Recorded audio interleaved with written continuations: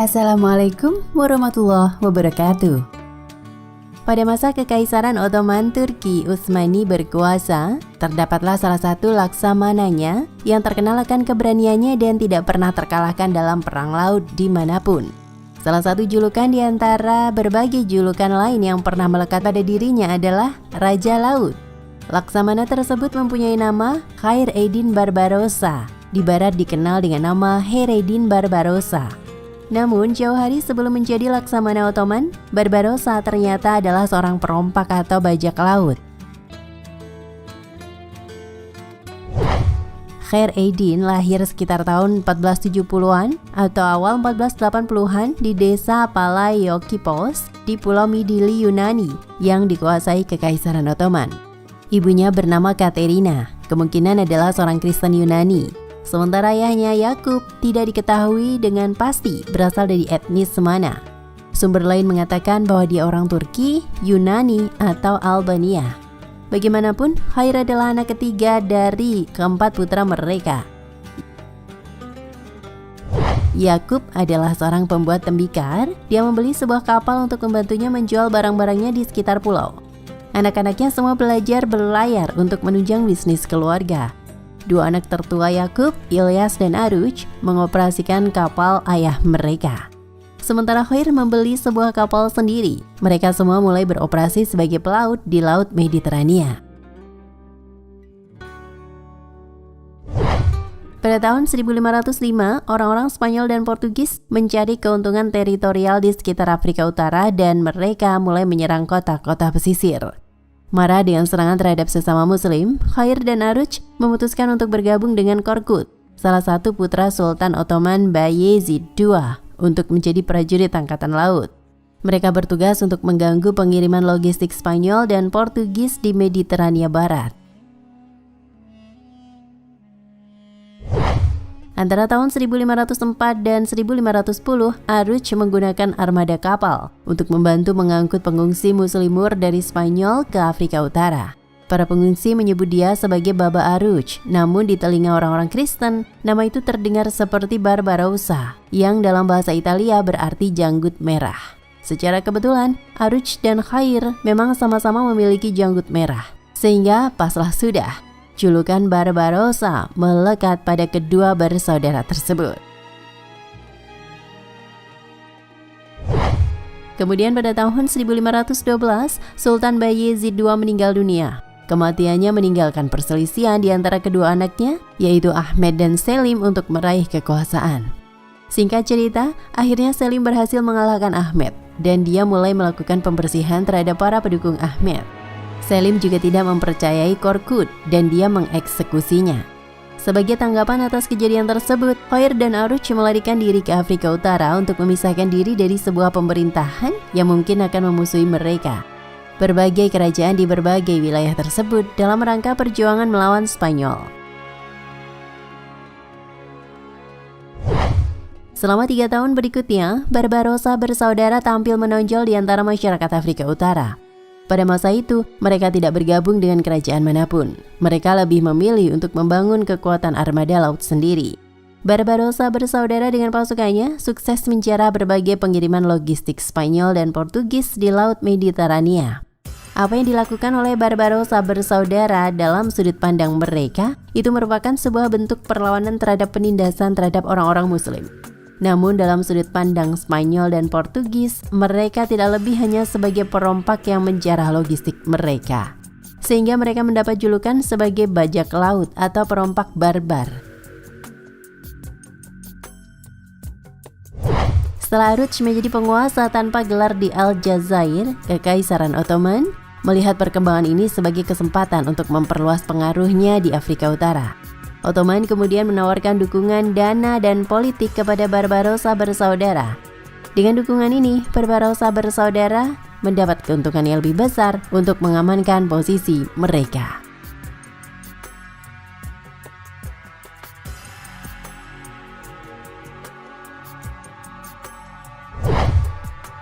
Perkembangan selanjutnya adalah Ottoman menawarkan posisi gubernur Aljazair kepada Aruch dan kepala gubernur Laut Mediterania Barat kepada Khair. Meskipun memiliki jabatan seperti itu, namun Barbarossa bersaudara belum sepenuhnya terikat kepada Ottoman. Karena pada dasarnya mereka berdua sebelum bergabung dengan Ottoman telah membangun armada militer tersendiri tanpa bantuan siapapun. Dukungan Ottoman yang datang belakangan hanya berfungsi untuk memperkuat posisi mereka sebagai penguasa setempat. Pada tahun 1518, Spanyol kembali datang untuk merebut kembali Aljazair yang sebelumnya diambil alih oleh Barbarossa bersaudara. Dalam pertempuran kali ini, Aruch meninggal. Pada tahun berikutnya, Spanyol berhasil memenangkan pertempuran dan berhasil merebut kembali Aljazair. Selama periode ini, Khair yang telah ditinggal saudaranya terus melanjutkan perlawanan dan gelar Barbarossa sekarang hanya melekat pada dirinya saja. Sekarang Khair lebih dikenal dengan nama Khair Eddin Barbarossa.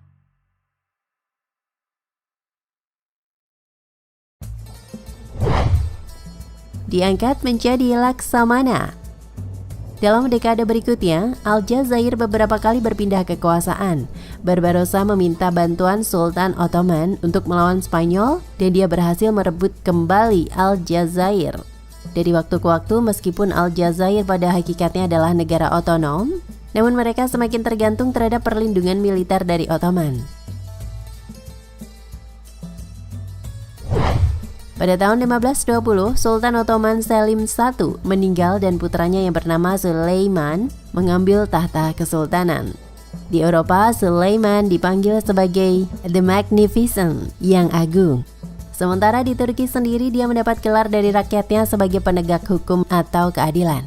Sebagai balas budi atas bantuan militer dari Ottoman, Barbarossa menawarkan kepada Sultan Sulaiman armada bajak lautnya untuk digunakan untuk kepentingan Ottoman. Khair Eddin Barbarossa adalah seorang organisatoris yang piawai dan di bawah kendalinya Aljazair segera menjadi pusat aktivitas para perompak laut dari seluruh wilayah Afrika Utara. Barbarossa menjadi penguasa de facto dari semua yang disebut bajak laut Berbari dan mulai membangun kekuatan militer darat yang signifikan pula.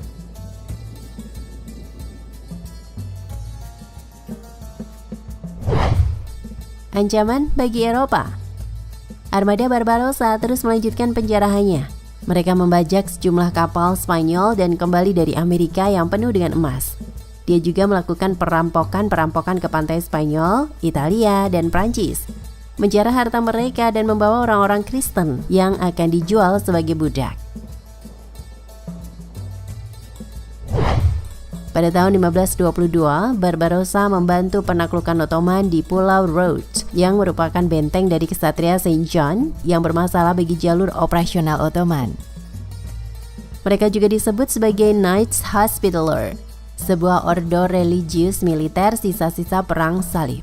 Barbarossa mengirim armadanya di bawah komando salah satu bawahannya yang bernama Kortoglu. Dari sudut pandang Ottoman, Satria Saint John adalah bajak laut Kristen yang kerap kali menjarah kapal-kapal Ottoman yang beroperasi di Mediterania Barat. Dengan kemenangan ini, maka Ottoman telah berhasil menyingkirkan duri yang mengganggu jalannya operasi kekaisaran. Tahun-tahun berikutnya, Barbarossa terus melanjutkan aktivitas penjarahannya di Laut Mediterania.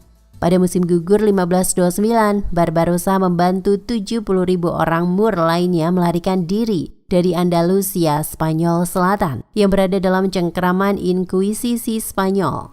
Sepanjang tahun 1530-an, Barbarossa terus menangkap berbagai pelayaran orang-orang Kristen, merebut kota, dan menyerang pemukiman Kristen di sekitar Laut Tengah. Pada tahun 1534, armada lautnya berlayar tepat di Sungai Tiber, menyebabkan kepanikan di Roma. Barbarossa yang dulunya hanya anak tukang tembikar menjadi prajurit di medan tempur dan beralih profesi menjadi bajak laut. Kini telah menjadi pemimpin dari sebuah armada militer yang besar dan kuat. Selain itu, dia juga diangkat menjadi laksamana dari sebuah kekaisaran yang terkuat pada masa itu, yakni Kekaisaran Ottoman Turki. Dengan semakin kuatnya armada Barbarossa, kini dia bukan hanya menjadi masalah bagi Spanyol dan Portugis, namun juga menjadi ancaman bagi bangsa Eropa secara keseluruhan. Petualangan Barbarossa si janggut merah akan terus berlanjut.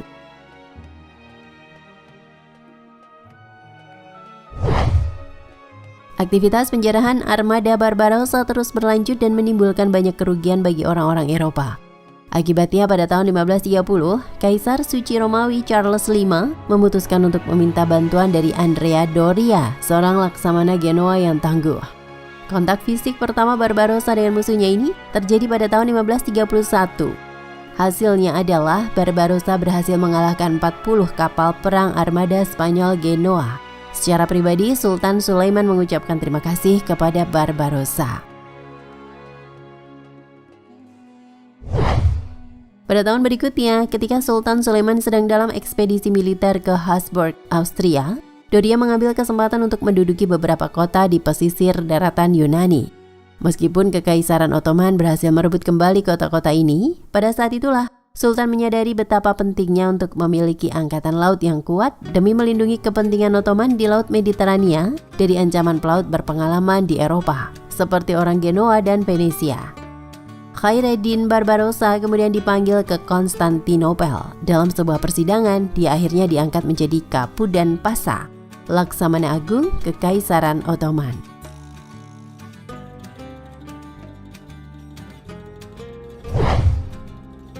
Pertempuran Preveza. Pada tahun 1538, Paus Paulus III mengorganisir pasukan tempur yang terdiri dari orang-orang Spanyol, Malta, Genoa, Venesia, dan negara-negara kepausan. Pasukan ini diberi nama Liga Suci dan dipimpin oleh Laksamana Andrea Doria. Mereka memiliki misi untuk mengalahkan Barbarossa dan armada Ottoman. Di antara berbagai pertempuran yang pernah dilakukan oleh Barbarossa, pertempuran kali ini adalah pertempuran yang paling bersejarah. Pertempuran terjadi di Preveza, Yunani pada tanggal 28 September 1538. Secara kuantitas, armada Barbarossa kalah jauh dibanding dengan armada Doria. Armada Barbarossa hanya menggunakan geli atau kapal laut berukuran kecil bertenaga dayung sebanyak 122 unit. Sementara di pihak Doria, mereka menggunakan kapal layar sebanyak 300 unit.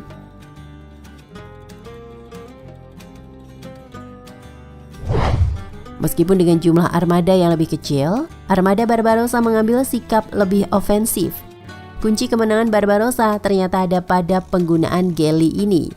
Dibandingkan dengan kapal layar, geli tidak bergantung terhadap angin, lebih lincah dan dapat tetap bergerak dengan cepat meskipun berada di teluk atau sisi pulau yang anginnya sedikit. Dalam pertempuran Preveza, Barbarossa menang telak atas Doria. Armada Barbarossa menenggelamkan 10 kapal Liga Suci, merebut 36 lainnya, dan membakar 3 tanpa kehilangan satu geli pun. Mereka juga menangkap sekitar 3.000 pelaut Kristen. Walaupun demikian, 400 orang pasukan Barbarossa juga tewas dan 800 lainnya terluka. Keesokan hari, meski mendapat desakan dari kapten lainnya untuk tetap bertempur, namun Doria memerintahkan orang-orang yang selama di armada Liga Suci untuk mundur.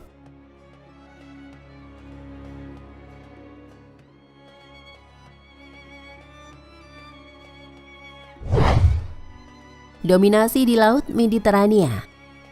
Dominasi di Laut Mediterania.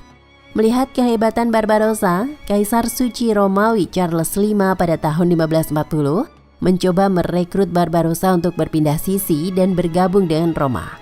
Barbarossa ditawarkan untuk menjadi laksamana tertinggi armada Romawi, namun Barbarossa tidak tertarik dengan tawaran tersebut. Setelah diangkat menjadi laksamana agung Kekaisaran Ottoman dari yang tadinya hanya sebatas perompak biasa, kali ini Khaireddin Barbarossa menunjukkan kesetiaannya terhadap Ottoman. Dalam sejarah Kekaisaran Ottoman, kekuatan militer angkatan laut mereka tidak pernah dapat menyaingi kekuatan angkatan daratnya. Sultan Sulaiman sebagai sultan baru pada waktu itu menyadarinya.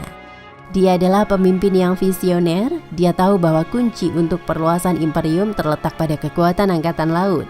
Dia membutuhkan armada angkatan laut yang kuat dan itu cukup beralasan. Kekaisaran Ottoman pada saat itu sudah merambah hingga ke 3 benua dan hanya melalui lautlah komunikasi di antara pemerintahannya yang terpisah-pisah dapat dipertahankan dengan efektif. Ottoman juga pemilik infrastruktur maritim yang tidak tertandingi. Mereka memiliki pelabuhan yang megah di Konstantinopel yang posisinya sangat menguntungkan. Pelabuhan tersebut terletak di area perairan dalam yang kedua ujungnya dilindungi oleh selat yang dapat melindungi dari segala macam serangan. Selain itu, di dekat pelabuhan juga masih terdapat banyak hutan yang menyediakan kayu-kayu terbaik untuk bahan pembuatan kapal laut. Didukung juga oleh sumber daya manusia dan keuangan yang banyak, terciptanya sebuah angkatan laut yang kuat sangat memungkinkan. Namun dengan segala macam kelebihannya tersebut, sesungguhnya Ottoman memiliki kesalahan fatal. Mereka tidak pernah benar-benar menjadi negara maritim, baik secara operasional maupun komersial. Perdagangan Ottoman dengan daerah-daerah lainnya, seluruhnya menggunakan kapal laut milik asing. Bahkan transportasi perairan dalam negerinya pun sepenuhnya diserahkan kepada orang-orang asing Kristen. Kapal-kapal Ottoman agar dapat beroperasi bergantung terhadap keahlian para tahanan Kristen yang dipekerjakan di kapal dayung dan para perompak yang dibayar untuk mengendalikan kapal layar. Mereka semua adalah orang-orang yang tidak disiplin dan tidak dapat dipercaya.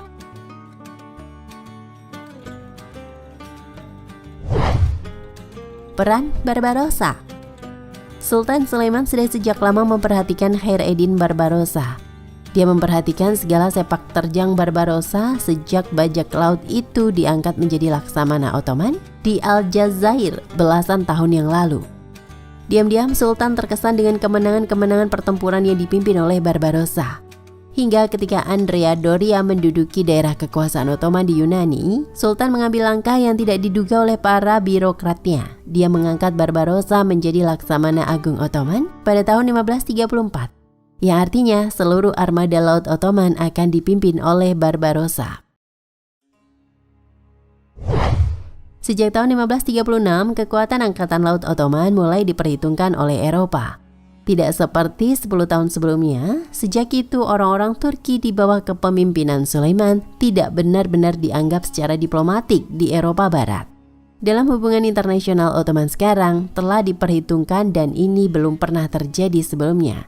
Sementara pada waktu itu masa kekuasaan Sulaiman baru saja sekitar sepertiga dari seluruh waktu kekuasaannya. Imperium dunia lain pada waktu itu mengkhawatirkannya. Mereka belum tahu sampai titik mana Sulaiman akan berhenti.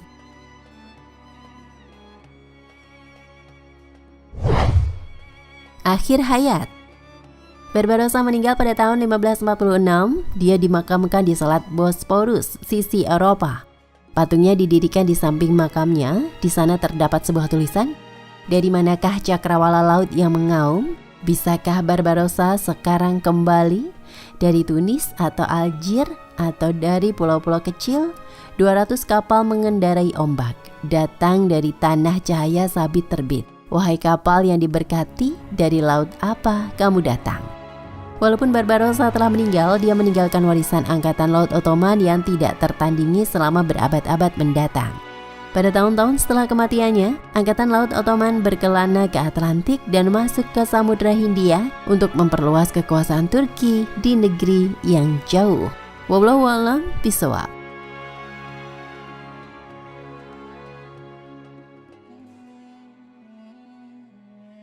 Nah pemirsa Ensiklopedia Al-Fatih, sampai di sini perjumpaan kita kali ini. Semoga menginspirasi.